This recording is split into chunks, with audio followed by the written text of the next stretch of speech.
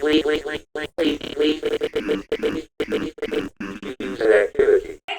I'm back!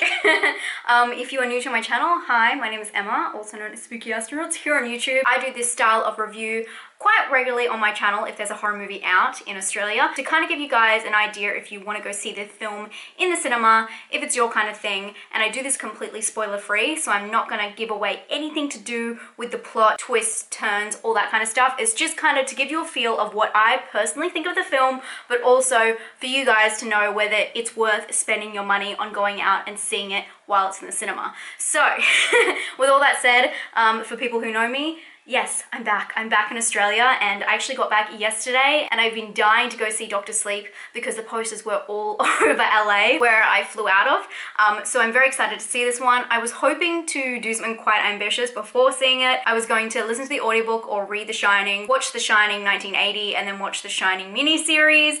The miniseries is so hard to get through, I'm sure everyone can agree. But today I actually had time to watch the Kubrick version, and I'm very interested to see what Dr. Sleep kind of takes out of those versions. I'm a huge fan of Mike Flanagan. If you guys didn't see my review of Gerald's Game, I was completely blown away because Gerald's Game is one of my favorite Stephen King books, and I couldn't even imagine it being turned into a movie, and I liked Flanagan's work other than that. But when that got turned into a movie and I liked it as much as I did, I was really shocked. I'm very excited to see what he does with Dr. Sleep. Full transparency, I have not read Dr. Sleep, but I did get through most of the audiobook of The Shining, and I have read parts of The Shining before. So I feel like I got The Shining down packed, the differences between the movie, the Kubrick version, and of course the book, which are very different. More to do with the way that Jack Torrance's motivation, or the haunting, I guess, that happens. Anyway, I'm getting ahead of myself. As most horror movies, this one has the crowd split. I have not read a lot. I don't think I even watched the trailer. I was just psyched when I saw it was being made. And I'm gonna do a video about why I don't watch trailers, and I'm sure a lot of you guys will have lots of opinions on that as well. But this one looks like it's dividing people, which is always interesting to see which side you sit on. A lot of people said it was a snooze fest. Dr. Sleep made them sleep. And a lot of people said 10 out of 10. So I'm very interested to see. Huge fan of the Kubrick version, huge fan of Stephen King as always, and huge fan of Mike Flanagan. So I can't wait to see where I sit with this. All I know is it's about Danny Torrance as he is older and he comes into contact with someone else who has The Shining, and it's their relationship or connection, something to do with that. Anyway, I'm excited to find out. I've tried to stay away from all the reviews. I've just seen a lot of reactions. So I'm really excited to go check out Dr. Sleep today and give you my reaction of what I think and if you guys should check it out in cinemas. Let's go. So I go to the movies by myself all the time, and I still get messages from you guys saying, oh my gosh, I don't have anyone to go see a horror movie with. Dude, here is a prime example. I haven't been to the movies by myself. Oh no, I went and saw The Lighthouse by myself when I was in Vegas. Go to the movies by yourself. Don't wait for somebody. It's better anyway. You don't have to talk to anyone. But I don't really feel like I'm going with myself, to be honest, because I get to talk to you guys about my opinion anyway. So that's why I started my channel, to be honest.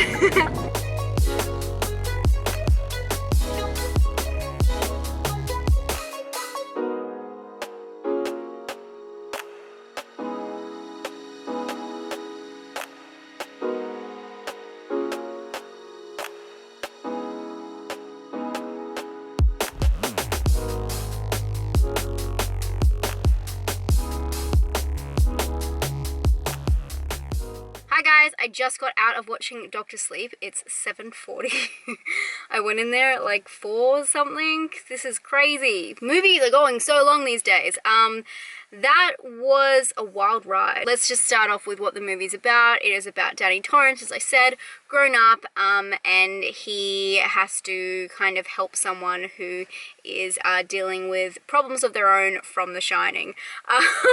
That is it put very simply. It is a very twisted story.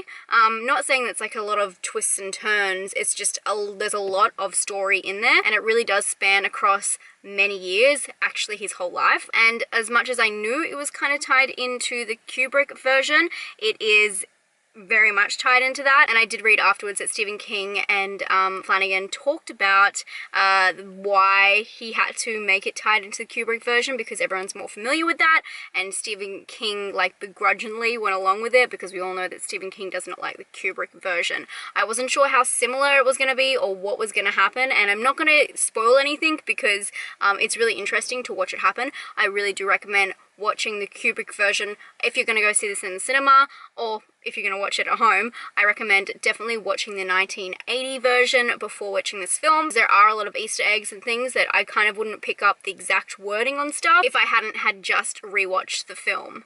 The movie also has a lot of the same music tones. It's really interesting in that way to mirror the feel of the Kubrick version, and a lot of the same sets and things like that. But I'll leave that up to you to kind of discover for yourself, because it's interesting the way they play it out, and I was not expecting that. It is a little bit cool at the start. I felt like it was really interesting. Obviously, we all grew up watching The Shining, and it's, you know, one of the most classic horror movies of all time.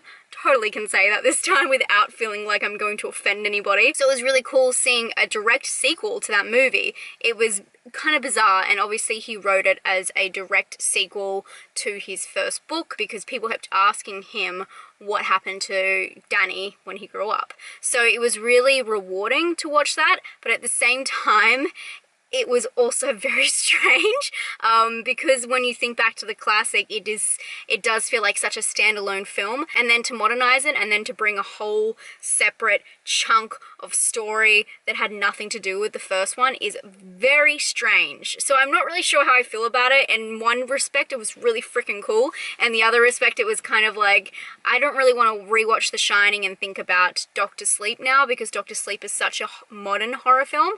But something that was really interesting about this film is the balance, and I just can't believe it. I don't know how they were able to take, Mike Flanagan has such a modern kind of style with filmmaking, and he definitely brings in a lot of like CGI, and he really works like magic into his films, and obviously taking the Stephen King aspect and then taking the Kubrick and mashing them all together, it was like a perfect marriage. They worked well for some weird reason. You think a film from the 80s, Kubrick is such like a master with the way that he centers a story around these intense characters, but makes it really realistic at the same time. Like I think about like Clockwork Orange and things like that, something that could be taken so like fantasy or, you know, dystopian, and he really makes it realistic. And obviously he did that with The Shining, something that was meant to be a little bit more haunted as per Stephen King's original book, and he made it more realistic and gave it, yeah, a realistic edge, while Mike Flanagan is completely different to that, and he brings a lot of magic into his films. And when I'm talking about this, I really think about Before I Wake, which is one of the films that really got me onto Mike Flanagan and got me really loving his work, because it feels so different, and it is such a stylized approach to modern filmmaking, and yeah, he definitely brings the magic in that kind of film, which is really funny because Jacob Tremblay is in this film too, which was wild to me. So it was really interesting that they could all marry together and make a film.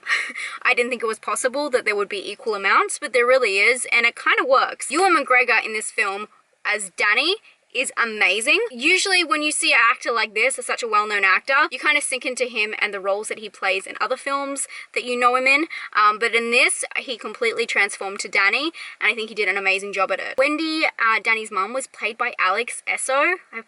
I think that's how I pronounce her last name. I'm really sorry, I'm sure I'm butchering it. Who was in Starry Eyes, and I recognized her straight away. I really loved her in Starry Eyes. Was very jarring kind of to see her in this role, but as I say, this is a little bit strange with the whole crossover being a direct sequel, so I think it was strange anyway. To see Ewan McGregor as older Danny, you know, he's gonna look different anyway, so it wasn't as jarring, if that makes sense. My main thing about the film is it is very long, and the way that it's kind of broken up, it could have been broken up into chapters. Obviously it's chapters from a book, so it definitely shows that, but what I was thinking as I was watching it, and I wonder if other people have thought this too and I just haven't, you know, watched any reviews, it felt like it felt like a TV show. It felt like I watched, you know, a 3 part series, like a mini series. That's how it definitely felt to me, and I felt like it could have been broken up like that really easily. It was very long, and I get that they need to include all the story, and there's you know a wave and a flow to it, but it really did feel taxing at times. It felt like it was dragging a lot, especially with the end. The last act really does mean a lot to the viewer, and by that time I was like, come on, wrap it up. So to have lost momentum just before that kind of sucked for me, and I don't know if they had to pull out an element to just kind of like make it shorter, or if they should have done it as a TV show. If you have seen the trailer to Castle Rock, or Castle Rock, the new season where they do Misery, it kind of felt like how that looks, how it is a TV show of Stephen King. That's how this movie felt in parts to me. But again, I should remind you, this is from the perspective of someone who has not read the Dr. Sleep book, so this is completely going in blind and not knowing anything about the sequel, so I guess this is going to be helpful for those who also have not read the book. I had to say that before I said, when this movie started, I was completely floored. I thought the storyline was intriguing. I was not expecting it, and I was really wrapped up in the character and, you know, the idea of Danny Torrance as an adult and what he's gone through. And I thought that it tied into both, obviously, the Stephen King and the Kubrick version so well, and I was really along for the ride. So I do want to say, for the first almost 2 hours, I was totally thrilled by this. I do understand why people say it is a slow movie, but it's a slow movie with a lot of meat. So a lot of it isn't action-packed, but I felt like the story definitely made up for it, in my opinion. I felt like it was really slow but captivating at the same time, and if you're interested in the story or of the idea of Danny growing up, then you will like this.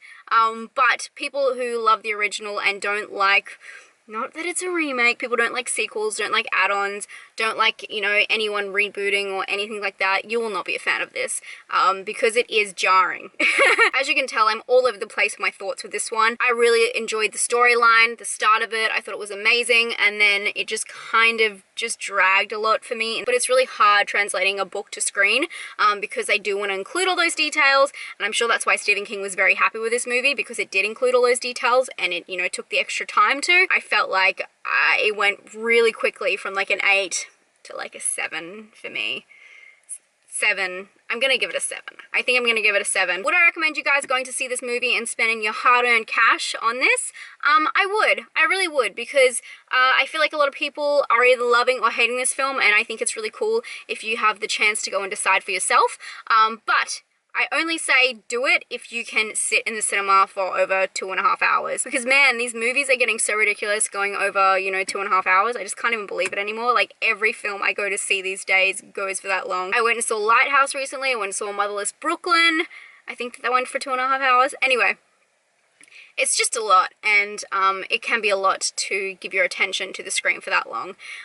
Some of the movies definitely pull it off really well, but some of the films, it definitely does not do them justice to go for that long, if you know what I mean. What I would recommend to you guys 100% is go watch the 1980s version before seeing this film. I think you'll get a lot more out of it. I do think this film is very interesting, and I don't think I'm going to forget about it. I think I'm going to think about it for the next couple of days, which is a good sign. I do think that Mike Flanagan's magic was definitely added to this, and if you are a fan of his work, you'll definitely like this movie.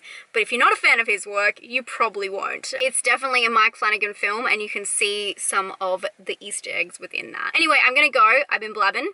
I hope that this interested you. Let me know what you thought if you've seen Dr. Sleep down below. Let me know if you read the book and what you thought as well, because I'd love to hear your opinion. As always, if you found this helpful, please give it a thumbs up. And guys, I have some really cool content coming up with my trip to America.